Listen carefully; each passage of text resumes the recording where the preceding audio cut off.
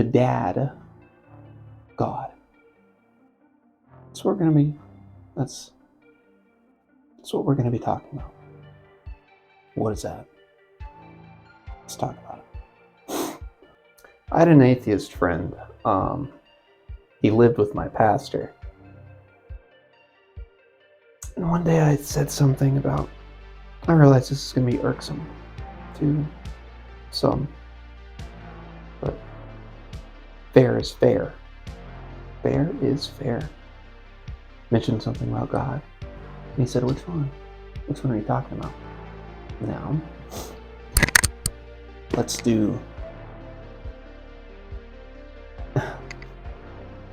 be fair, right? There's been a lot of those. All of human history is people groups united by various gods. Although be it false, nevertheless, historically speaking. Here's my website. Yeah, so there's been a lot of those, but the Judeo-Christian God is different.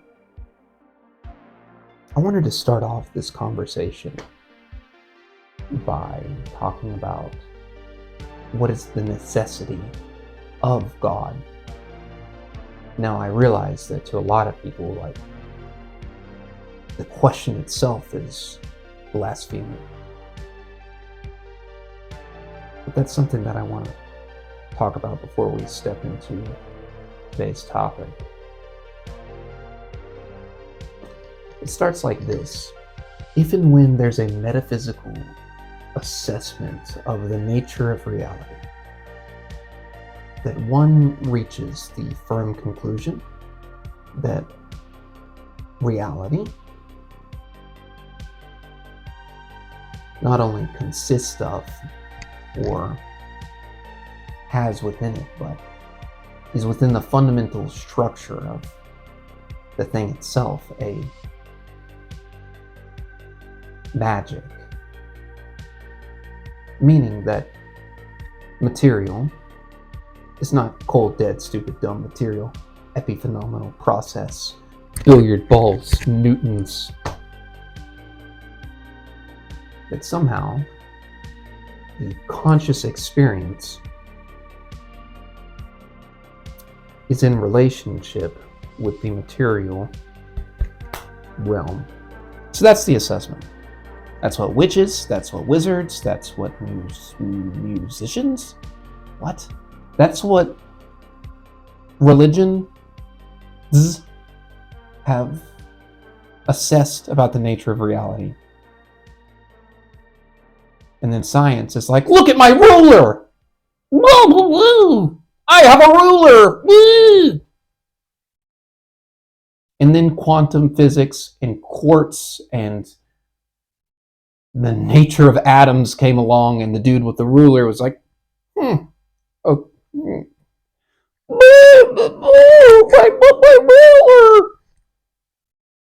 ruler! These are facts. These are, so. Anyways, so now there's all these scientists now, they're just like, okay, I'm not gonna lie, it's pretty weird. Like, I gotta back off. Sam Harris is just like, you know what? Okay, it's pretty weird. Like,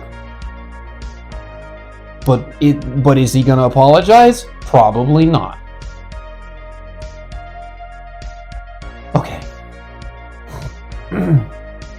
So anyways, religion.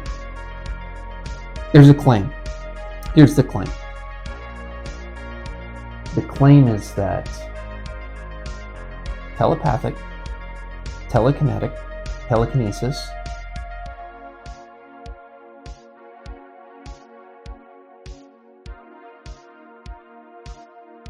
gravitational forces within time that pull events into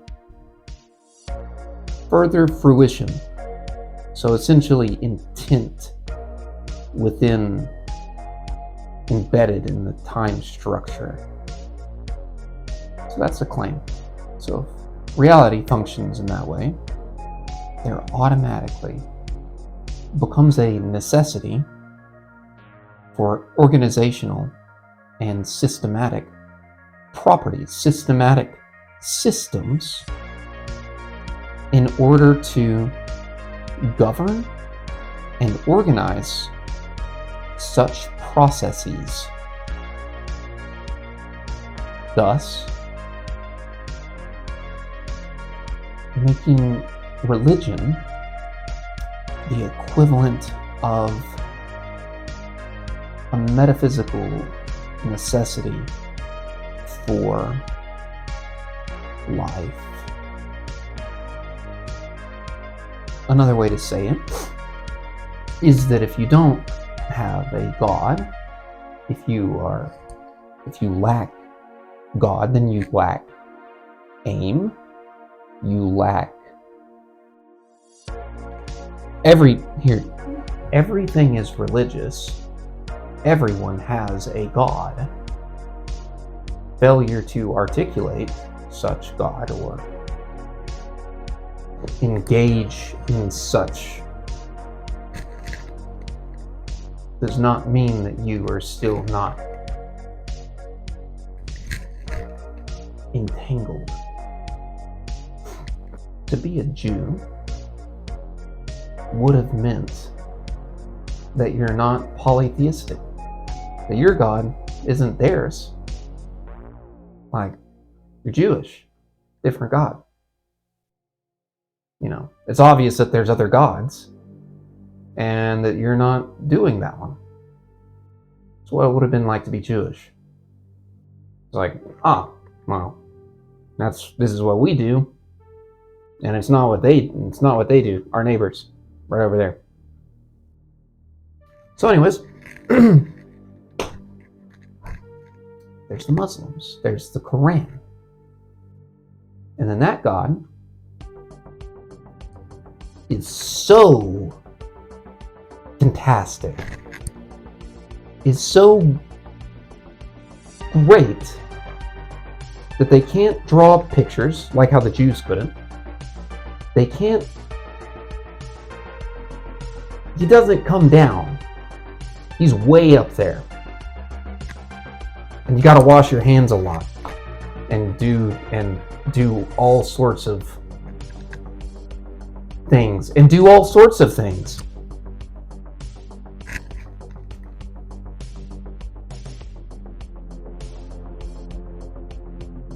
So they're unified under that plot and conscious structure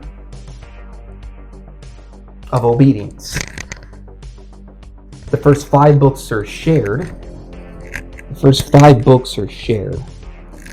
Between the Jews and the Quran, if I'm not mistaken.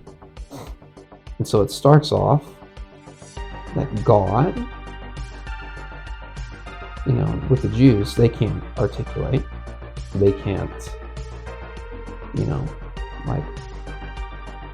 you couldn't say God's name because it would be too narrow. Your face would burn off. It's too much. It's way far above, right? But here's what happens.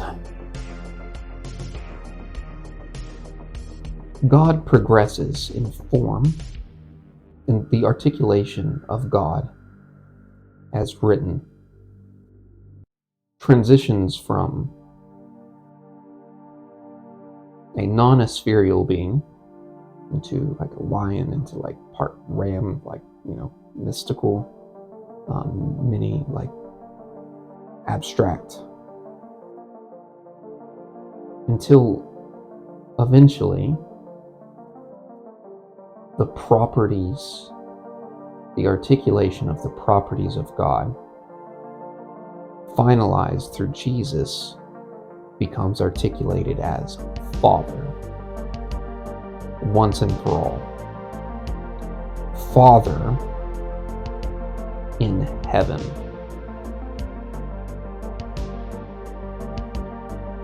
Not law, not government, not whatever all the religious people are doing in that day and time, but Father in heaven. In clear juxtaposition to the Romans and surrounding polytheistic regions, to where, now this is important, to where their God is often articulated as like this, maybe a fish creature, or like a bull, or like a cow, or blue people, or etc., or the Brahmin without form, which is fascinating. But so what happens is that the articulation of God reaches its final form in the Son who has the Father within. That which we are beholden to is of the nature and of the conscious property of not governmental ordinances or even religious practices, but rather Father and Son. The claim being that all metaphysical properties within the material realm, which is how we perceive, sort of, is governed by that the metaphysical properties of consciousness, telepathy, telekinesis, the mystical elements of life become strategically beholden to the force of the Son and the Father, of the loving Father who wrote a book.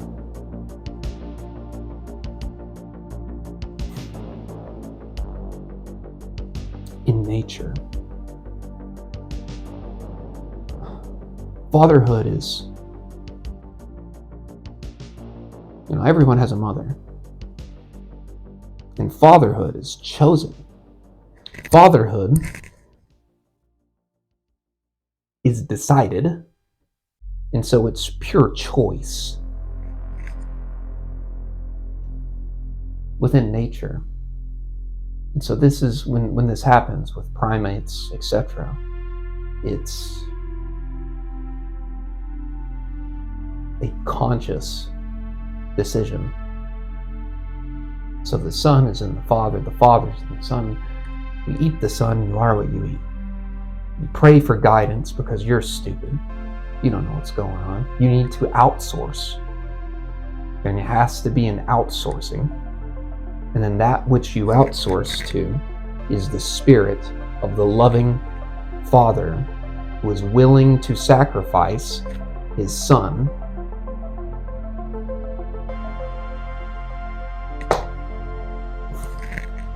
It's perfect. It's perfect.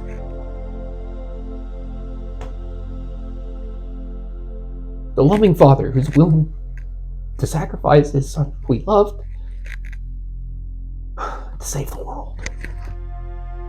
And it's just like, yeah, do I like everything that He wrote?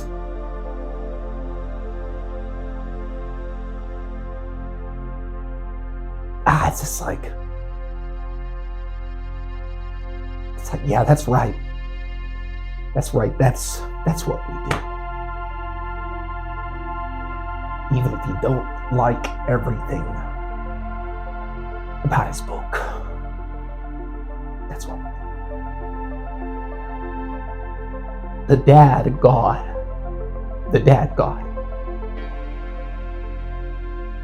who's willing to save the world because He loves the world, even to the point of allowing his own son to die. We'll talk about it later, but you know the story of Abraham? Dude walks his son being anywhere between 20 and 30 years, by the way. Son would have known, son would have been, and then space-time continuum in the future, the son would have, he was acting out a story. And it's just like, yeah, I think we got it right. I think.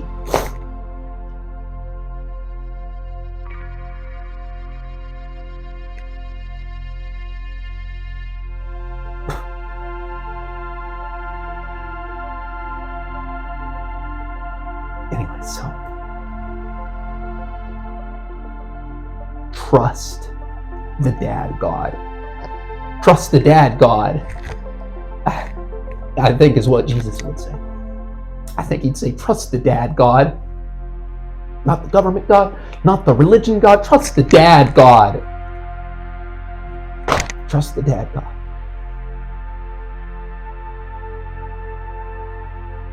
The dad God. The Father and the Son, the Son and the Father. All the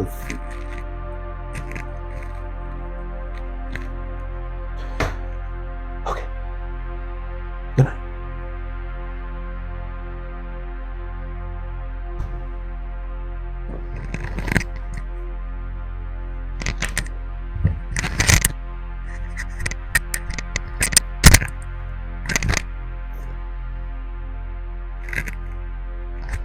It's Bible time. To the end of the world, it's Bible time. 100 years, Bible time. I love it so much. I like it. This is what I want. Okay.